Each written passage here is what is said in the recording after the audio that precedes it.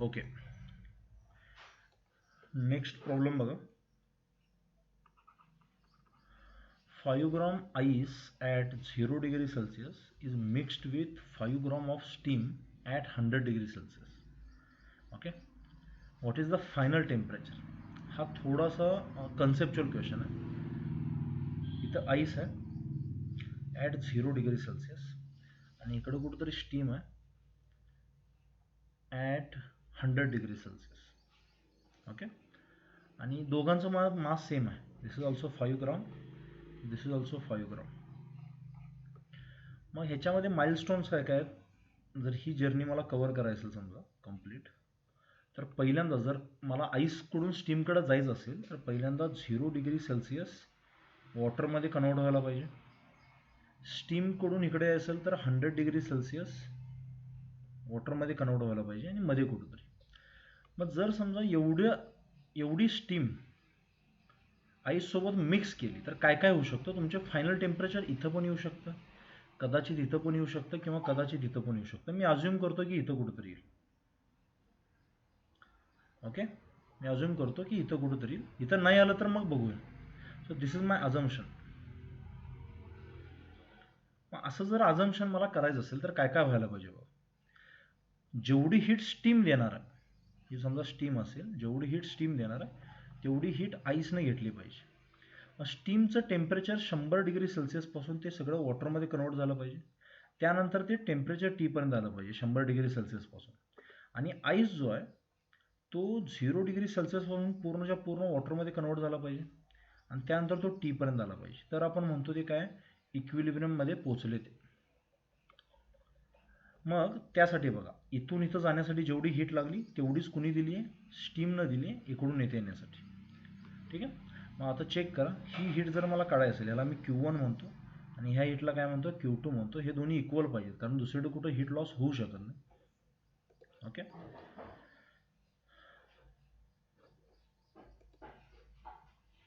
Okay. मग इथं जेवढी Q1 म्हणजे काय असणार आहे, मग आईस वॉटरमध्ये कन्वर्ट झाला completely.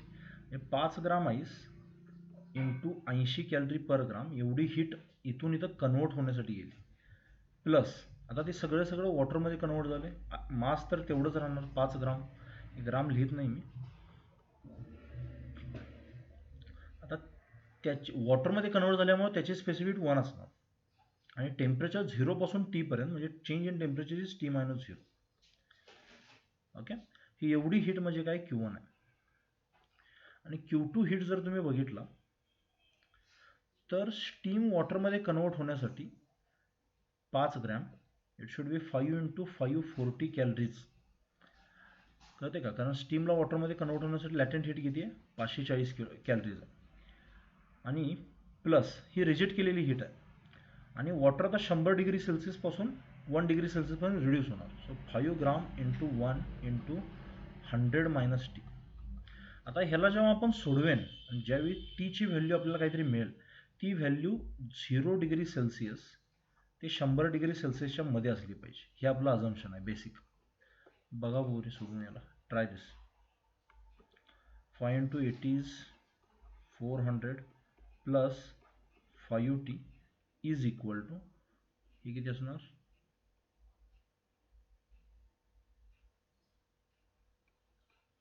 yes 2700 plus 5 into 100 is 500, 5 into minus t is minus 5t. ठीक आहे. मग हे 5t आणि हे मायनस 5t त्या बाजूला घ्या. So this will be 10t आणि ह्या बाजूला काय येईल बघा, 2700 प्लस 500 म्हणजे 3200 वजा 400 म्हणजे काहीतरी 2800 येईल. बरोबर. मग ह्याच्यावरून जर बघितलं तर temperature is coming out to be 280 degree Celsius which is impossible right now. म्हणजे हे टेम्परेचर अचीव्ह झालेलंच नाही आहे. ह्याचा अर्थ काय असू शकतो की आईस हे फायनल टेम्परेचर इथं कुठंतरी आहे, 100मध्येच आहे अजून कुठंतरी. 280 is not the correct temperature, आपण अजम्पशन करून काढलेलं टेम्परेचर आहे.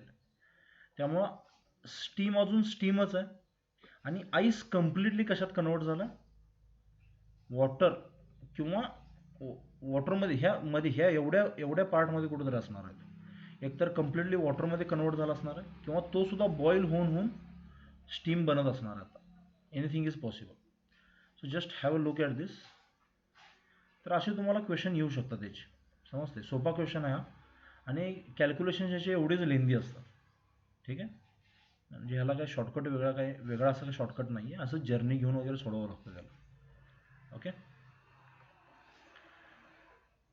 चलो let's move to next. Simple questions करूया पहिल्यांदा, सोपे सोपे, त्यानंतर आपण बघू वाटलं तर. ओके, 15वा क्वेश्चन बघू.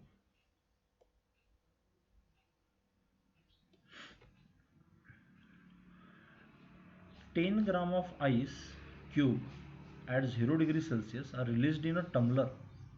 हे भांड्यामध्ये सोडला येतं ज्याचा वॉटर इक्विवलेंट 55 ग्रॅम आहे at 40 degree Celsius. Assuming that negligible heat is taken from surrounding, the temperature of water in the tumbler becomes nearly equal to. म्हणजे काय, असं एक भांड आहे ज्याच्यामध्ये आईसचे क्यूब टाकलेले. ओके, मग त्याने विचारलं की वॉटरचं टेम्परेचर किती असणार. तर आत जो तुम्ही टाकलाय तो आईस आहे, हा जो आहे तो टम्बलर आहे. ऑब्विसली टम्बलरचं जर टेम्परेचर इथं त्यांनी दिलेलं आहे 40 डिग्री सेल्सिअस आणि आईसचं टेम्परेचर 0 डिग्री सेल्सिअस असेल, तर ऑब्विसली हीट आत फ्लो करणार या आईसकडे. आणि जेव्हा आईसकडे फ्लो करेल त्यावेळी काय होऊ शकतं, हा जो 0 डिग्री सेल्सिअसला आईस आहे तो कम्प्लिटली पहिल्यांदा वॉटरमध्ये कन्वर्ट होईल 0 डिग्री सेल्सिअसला, आणि त्यानंतर त्याचं टेम्परेचर अजून थोडंसं वाढून टी बनवू शकतं समथिंग. आणि इकडे जो टम्बलर आहे आपला त्याचं टेम्परेचर किती आहे 40 डिग्री सेल्सिअस, ते कमी होऊन ते किती बनवू शकतं टी बनवू शकतं. सो दिस इज माय, टम्बलरला मी कॅपिटल टी लिहितो अजून हे कन्फ्युजन टाळण्यासाठी. This is my final temperature of water. मग ह्या प्रोसेसमध्ये जेवढी टम्बलरनं हीट काय केली रिलीज केली Q2, तेवढीच हीट कुणाला मिळाली आईसला मिळाली वॉटरमध्ये कन्वर्ट होण्यासाठी. त्याला Q1 म्हणू. So here I can say Q1 is equal to Q2. मग Q1 काय असणार, पहिल्यांदा आईस वॉटरमध्ये कन्वर्ट होणार. किती ग्राम आईस आहे 10 ग्राम, आणि एका ग्रामला किती लागतात 80 कॅलरीज लागतात. ते दिले बघा इथं 80 कॅलरीज पर ग्राम. सो 10 × 80 प्लस त्यानंतर आता जेव्हा वॉटरमध्ये कन्वर्ट होईल 10 ग्राम.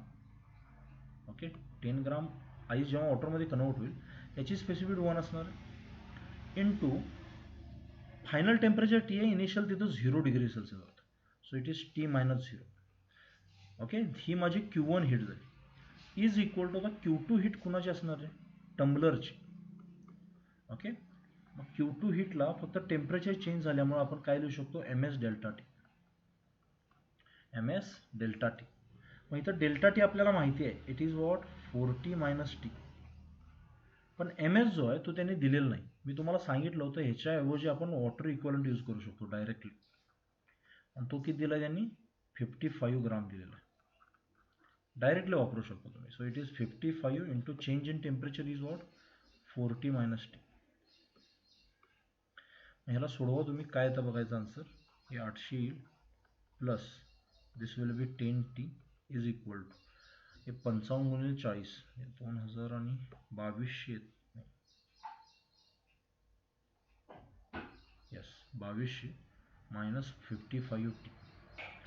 जर बघितला तुम्ही हे 100t आणि हे मायनस 55t इकडे गेलं तर 65t बनेल, आणि इकडे 2200 मधून 800 गेल्यावर काहीच राहील 1400 आय गेस. तुम्ही जर डिव्हिजन केली टीची व्हॅल्यू किती येते बघा 1400/65. ओके, तर ह्याचा आन्सर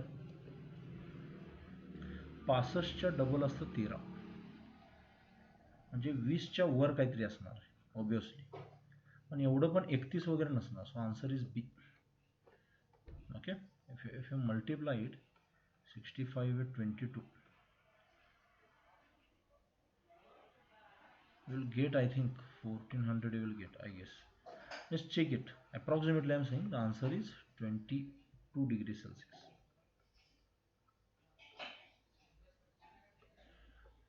ना लॉजिक तेच आहे. हीट जेवढी मी ट्रान्सफर केली तेवढी, म्हणजे हीट एकानं जेवढी रिजेक्ट केली तेवढी दुसऱ्याने घेतली. फक्त त्याच्यामध्ये तुम्हाला लॉजिक लावले पाहिजे. आता इथे इम्पॉर्टंट काय, वॉटर इक्विव्हॅलेंटची कन्सेप्ट इम्पॉर्टंट आहे. मगाशी इम्पॉर्टंट काय होतं,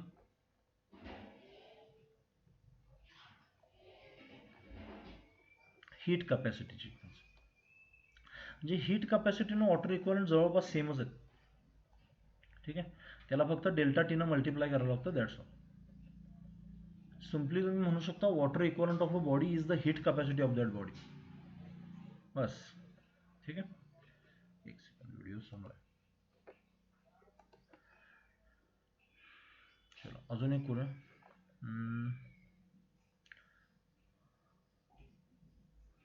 1 gram steam is mixed with 1 gram of ice and the resultant temperature of the mixture is. हा क्वेश्चन आपण आता केला होता बघा. नाही 5 ग्राम आईस विथ 5 ग्राम स्टीम होता नाही का. इथं आन्सर 280 आलं होतं. तरी पण तुम्ही जर बघितला तर हे 5 कॅन्सल होतंच सगळीकडं, आणि जे आन्सर यायचं तेच येतं तुमचं आन्सर शेवटी 280 degree Celsius, which is impossible. त्यामुळे इथं मुद्दामून त्यांनी आन्सर दिलं आहे बघा 280 किंवा 270 सारखं काहीतरी, which is not possible.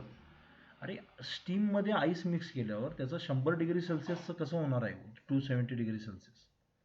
It is not possible. ती स्टीमच राहते.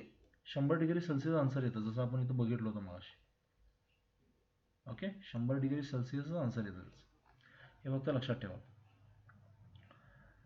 त्यानंतर बघा हा 12th वाला क्वेश्चन करू आपण.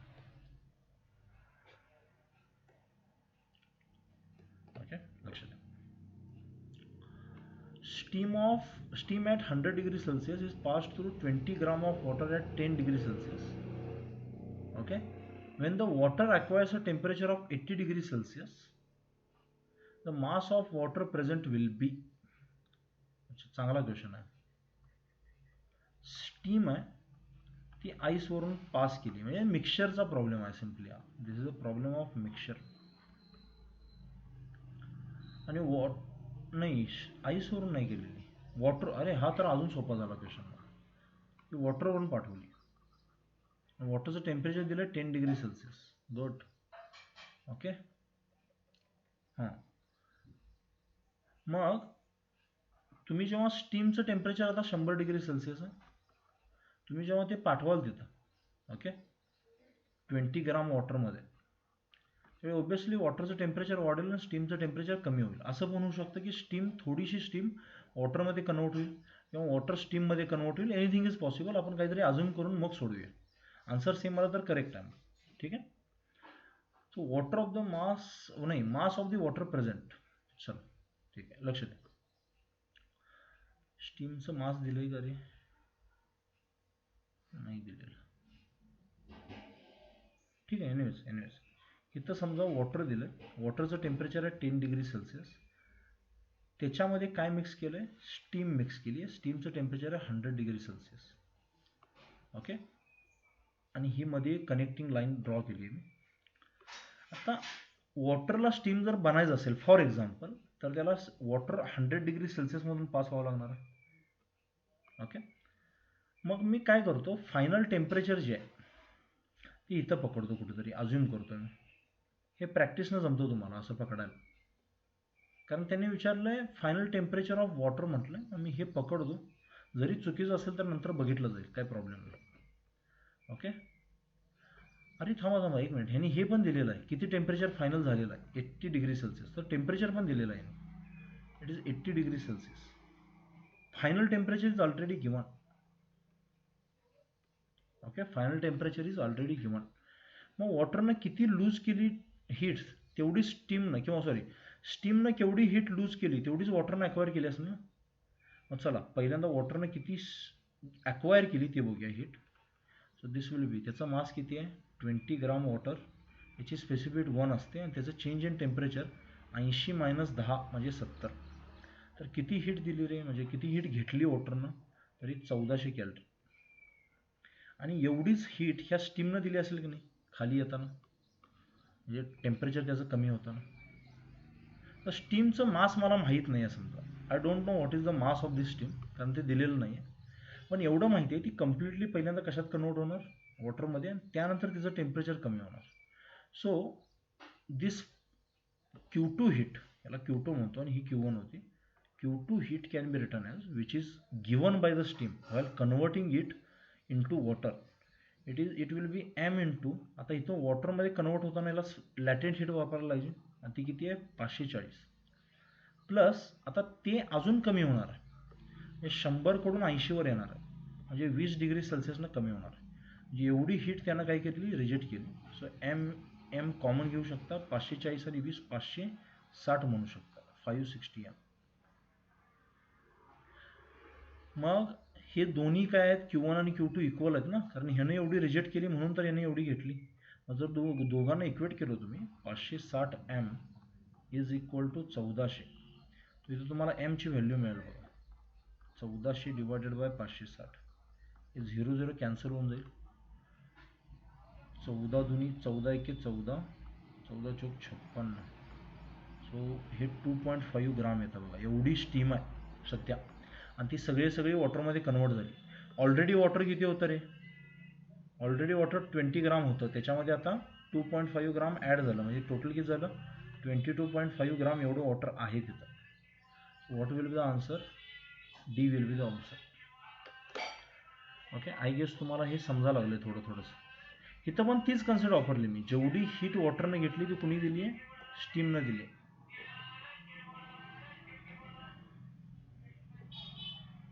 Okay, I think you are clear with this. बघा एकदा पॉज करून परत एकदा बघू शकता, काय डाऊट वगैरे आला तर मला सांगा बिंदास्त, काही टेन्शन नाही. चला ठीक आहे, अजून एक क्वेश्चन करू. Steam is passed through 22 gram of water at 20 degrees Celsius. The mass of water that will present when the water acquires a temperature of 90 degrees Celsius is. अरे सेम क्वेश्चन आहे, आत्ता जो होता तोच क्वेश्चन आहे. इथं final temperature 80 दिलंय, इथं फायनल टेम्परेचर 90 दिलं तुम्हाला. ओके, हा क्वेश्चन तुम्हाला मी ॲज अ होमवर्क म्हणून देतो. हा क्वेश्चन जो आहे ना, हा जसा सोडवलाय त्या पद्धतीने तुम्ही हा क्वेश्चन सॉल्व्ह करा आणि मला पाठवायला आन्सर याचा. ओके, सोपा क्वेश्चन आहे, सिमिलर आहे, जरी तरी पण नाही जमला सांगा मला. हा जसा आहे 12th क्वेश्चन सेम त्या टाईपचा, त्यांना फायनल टेम्परेचर इथं 80 दिलं, तिथं 90 दिलं त्यांनी. इथं कसं टेम्परेचर हे मास 20 दिलं, त्यांनी 22 ग्राम दिलं, आणि फायनल किती असेल वॉटर ते पण विचारलंय. मला वाटतं हा टेस्टला पण तुमच्यात क्वेश्चन येऊ शकतो. अगोदर जेवढं होतं त्याच्यामध्ये आत्ता किती हे एम आहे ते ॲड करायचं फक्त, तुम्हाला येऊन जाईल आन्सर जे फायनल आहेत. Okay, you will check it. त्यानंतर हा क्वेश्चन एक करू आणि त्यानंतर लेक्चर एंड करू. Okay, see, two identical bodies are made of a material of which heat capacity increases with temperature. One of these are at 100 degrees Celsius while other is at 0 degrees Celsius. Okay, identical bodies आहेत त्या. If the bodies are not in contact, now in contact, brought into contact, म्हणजे मिक्सरचा problem आहे, म्हणजे एकानं heat देणार दुसरा घेणार. Then assume that no heat loss, then final common temperature is. तेच आहे की जर समजा इकडं बॉडी बी असेल जी 100 डिग्री सेल्सिअसला आणि इकडं बॉडी ए असेल जी 0 डिग्री सेल्सिअसला, या दोघांना जेव्हा मी कॉन्टॅक्टमध्ये आणणार, ऑब्वियसली हीट ट्रान्सफर होणार. ही बॉडी स्वतःचं टेम्परेचर कमी करेल आणि ही बॉडी स्वतःचं टेम्परेचर वाढेल, आणि दोन्ही आयडेंटिकल असल्यामुळे दोघांचा मास पण सेम आहे. ओके, मग कॉमन टेम्परेचर काय असेल. आता जर ह्यांच्या हीट कॅपॅसिटी पण सेम असतील, आता मटेरियल सेम आहे बघा काय म्हणतोय मी, समजा ह्यांचं कॉमन टेम्परेचर इथं कुठं तर असेल टी समजा. ओके, तर ह्यानं जेवढी हीट घेतली ती ह्यानं दिली. So Q1 is equal to Q2. Q1 heat कशी लिहिणार मी, एम एस डेल्टा टी, आणि Q2 हीट कशी लिहिणार, एम एस डेल्टा टी. फक्त Q1 साठी जो डेल्टा टी आहे तो असणार टी मायनस 0, आणि Q2 साठी जो डेल्टा टी असणार तो असणार 100 मायनस टी. बाकी दोघांचे हीट कॅपॅसिटी जे आहेत मटेरियल सेम आहे, पण इथे अजून एक शब्द वापरला त्यांनी, heat capacity increases with temperature. म्हणजे जी हॉट बॉडी आहे Q2, बी साठी झालं आणि हे ए साठी झालं, हिची हीट कॅपॅसिटी थोडी जास्त आहे. हिची हीट कॅपॅसिटी थोडी काय जास्त आहे. मग काय करतो मी, ह्याला असं लिहितो Q2 is equal to H2 into 100 minus T असं लिहितो याला. आणि इथं लिहितो Q1 is equal to H1 T minus 0. आणि दोघं आता ह्यानं जेवढी हीट दिली तेवढं तो घेणार आहे. मग दोघं काय करूया आपण, इक्वेट करूया. Let's say Q1 is equal to Q2. So what will be here, H1 T, झिरोचा काही संबंध नाही, is equal to H2 100 H2 minus 100 H2 minus H2T. Okay. आता जर तुम्ही बघितला तर हे मायनस टी इकडे घेऊन या. So this will B H1 plus H2. 2016चा question आहे त्यामुळे थोडा टफ असणार हा. Is equal to 100 H2. टीची व्हॅल्यू किती येते बघा, 100 H2 upon H1 plus H2. आता ह्याच्यामध्ये जर तुम्ही बघितला तर H2 जो आहे तो ग्रेटर दॅन H1 आहे. H2 जो आहे तो ग्रेटर दॅन H1 आहे. समजा for example H2 is greater than H1 असता फॉर एक्झाम्पल, तर हे काय झालं असतं रे temperature, if it is like this 100 H, ह्याची व्हॅल्यू 1 असते समजा, अपॉन 1 प्लस 1 म्हणजे किती आला असता, 50 डिग्री सेल्सिअस आला असता ना, जर इक्वल असते तरी. पण इक्वल नाही, त्याचा अर्थ काय, हा H2 जास्त आहे ह्याच्यापेक्षा आणि निम्म्यापेक्षा जास्त होणार. So this temperature would have been 50 डिग्रीपेक्षा थोडंसं मोठं. कळतंय का, हे इम्पॉर्टंट आहे तुम्हाला समजणं. आणि हा क्वेश्चन काय तुम्ही नीटला गेले लगेच समजेलच असं नसतं, म्हणजे लगेच जमेलच असं काय अजून नका करू. पण तुम्ही तसं हे करू शकता, म्हणजे H2 हा H1 पेक्षा थोडासा जास्त आहे, त्याला डेल्टा H वगैरे म्हणून वगैरे, हे थोडंसं वेगळं बनतं गणित. ठीक आहे. बघा, हे ज्या रेटनं हॉट बॉडी हीट रिलीज करते जेवढी जास्त तेवढी Q1 घेत नाही, म्हणजे मध्ये 50 डिग्रीला थांबणार नाही ते. सॉरी, तेवढी त्याच्या जेवढी हिला घ्यायला पाहिजे आपल्या कोल्ड बॉडीला त्याच्यापेक्षा जास्त देते ही हॉट बॉडी, असं म्हणू शकता तुम्ही. ओके, म्हणजे 50 डिग्री सेल्सिअसला थांबत नाही ते, त्याच्यापेक्षा जास्त पुढं निघाले ते. लक्षात आले का बघा, दिस इज व्हेरी इम्पॉर्टंट. चालेल, देन आय विल एंड दिस. कुठं डाऊट वगैरे वाटलं तर सांगा मला. हा मे बी हा 10th क्वेश्चन थोडासा डाऊटफुल वाटू शकतो, कारण ह्याच्यात मी अजून पुढं मॅथमॅटिकल सॉल्विंग केलेलं नाही आहे. तुम्ही ते करून सुद्धा करू शकता. वाटलं तर मी हे थोडंसं करतो आता, 5 मिनटं घेईन. तुम्ही जर समजा दोन्हीकडं H2 न डिवाइड केलं समजा, तर दिस विल बिकम 100 अपॉन, इथं H2 न डिवाइड करूया आपण, H1 plus H2 divided by H2. हे काय होणार आहे, 100 upon H1 bye H2 plus 1. Okay. मग मगाशी जसं म्हटलं मी, H1 बाय H2 जर काय असतं, इज इक्वल टू 1 असतं, तर हे काय झालं असतं, 100 अपॉन 1 प्लस 1 झालं असतं, म्हणजे 50 डिग्री सेल्सिअस झालं असतं. H1 बाय H2, आता इथं H2 मोठा आहे ना H1 पेक्षा, इट इज लेस दॅन 1, त्यामुळे इथं खाली जे येणार आहे ते 0.4 प्लस 1 वगैरे सारखं काहीतरी येणार आहे, जे 2 पेक्षा कमी असणार आहे. म्हणजे हे 50 डिग्रीपेक्षा मोठं पाहिजे ना. आले का बघा लक्षात. हे मला सांगायचं होतं, पण मी एवढं किचकट बोलून म्हणून मी सांगितलं नाही. Okay, just. आणि जर इथं H1 मोठा असता, जर H1 H2 पेक्षा मोठा असता, तर मग काय झालं असतं, ही खालची व्हॅल्यू 2 पेक्षा मोठी आली असती आणि ते लेस दॅन 50 डिग्री सेल्सिअस असतं. आता एवढ्या किचकट जायची गरज नाही.